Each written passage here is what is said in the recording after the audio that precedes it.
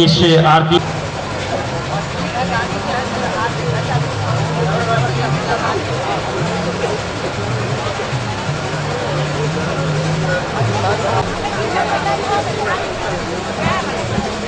मैं एक छोटी सी जानकारी भी आपको देना चाहूँगा। आप लोगों को पता होगा, पढ़ते हैं तभी जानकारी होगी। नहीं आप यात्रा में नहीं जा सकते हैं तो ये मत समझे कि वह पुण्य आपको नहीं मिलेगा।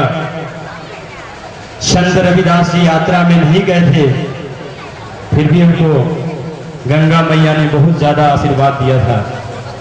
तो आज जब हम लोग आरती में शामिल हैं तो यात्रा पूर्वक हमारी नारायणी नदी जो है, इनके उद्यम स्थल तक की यात्रा सभी कठिनाइयों को झेलते हुए पूरा करें। ऑक्सीजन की भी कमी है, लोगों को जाने में काफी कठिनाई होती है, फिर भी भारत के कोने कोने से बहुत सारे देश के जो हमारे भक्तजन हैं वो इस यात्रा में शामिल हुए हैं, जाने के लिए तैयार हैं। कठिनाइयों से भरा दुर्गम क्षेत्र है, जैसे हम लोग अमरनाथ, मानसरोवर सारी यात्राएं करते हैं, उसी तरह की यात्रा है। वहाँ ठंड भी है, हल्की फुल्की ठंड भी वहाँ भी है, बर्फबारी होती रहती है। ये सारी चीजें देखने को वहाँ मिल रही है।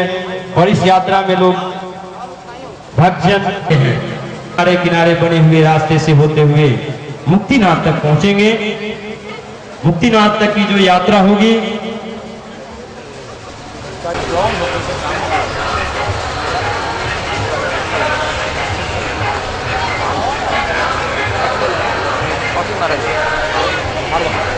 एक बार फिर मैं जो अच्छे लोग हैं, जो धर्माचार्य लोग हैं, पूजा शुरू करेंगे। उसके 5 मिनट पहले हो गया, हमने पढ़े ताकि सभी भक्तजन इस जो आपके बीच में आ रहे हैं, धर्म जागरण समन्वय विभाग के क्षेत्रीय प्रमुख, और थोड़ा सा जो भी लोग बैठे हैं आरती मंच के अगल बगल में थोड़ा हट जाएंगे। कहते हैं कि भारत के अपने 6 धर्म क्षेत्र है। नेपाल में त्रिवेणी पड़ता है, त्रिवेणी से लेकर यहाँ तक जहाँ तक हम लोग बैठे हैं, यह पूरा क्षेत्र जो है हरिहर क्षेत्र है। और यह स्थान जो है भगवान का, विष्णु का जो है चरण स्थान है। कहते हैं किसी की पूजा की जाती है ईश्वर की तो चरण की पूजा की जाती है। जब उससे ऊपर बढ़ते हैं हम, नारायण नदी के संगम पर एक स्थान है देवघाट। ये त्रिवेणी से 100 किलोमीटर ऊपर पड़ता है।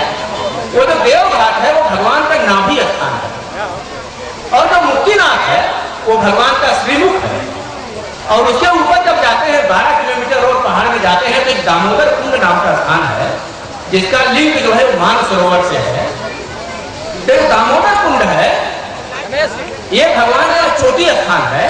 और बताते हैं कि आप तुलसी का पत्ता अगर दामोदर कुंड में डालते हैं तो सालिग्राम भगवान ऐसे ऊपर आ जाते हैं। ये जो नारायणी नदी है, इसको भगवान के मां का भी स्थान प्राप्त है।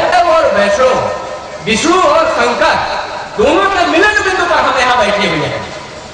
और मुक्तिनाथ जी जो है हरि और हर, यानी वह भगवान विष्णु की मूर्ति है और पीछे एक ज्वाला है जिसको हम मानते हैं तो भगवान शंकर जी की ललाट है। ऐसे माना जाता है हरि और हर, वहां भी शंकर और विष्णु है और यहाँ भी शंकर और विष्णु है। ये यात्रा हजारों वर्ष पहले चलती थी, लेकिन किन्हीं कारणों से अपने भारत के अंदर कोई 1000 वर्ष या तो हम गुलाम रहे या संघर्ष के काल में रहने के नाते हमारी बहुत सारी परंपराएं विलुप्त हुई। लेकिन हमने बहुत सारी परंपराओं को नया जो है सृजित भी किया है। जैसे हम लोग सभी समझते हैं कांवड़ की यात्रा, आज तो कई 25 साल 50 साल पहले हम, लेकिन है यही नारायणी नदी कैसी है, इसके किनारे किनारे बड़े तीर्थ हैं, बहुत सारे ऋषियों के आश्रम। हम एक और बात चाहते हैं, हम सभी जानते हैं कि बिहार सरकार कुछ अच्छे काम कर रही है।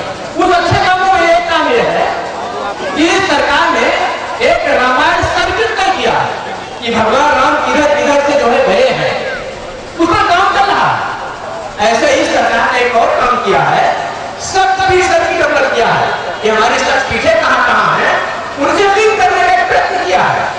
ऐसे हमारी सरकार से मांग भी है कि एक पौराणिक सर्किट भी डेवलप की जाए, क्योंकि नारायण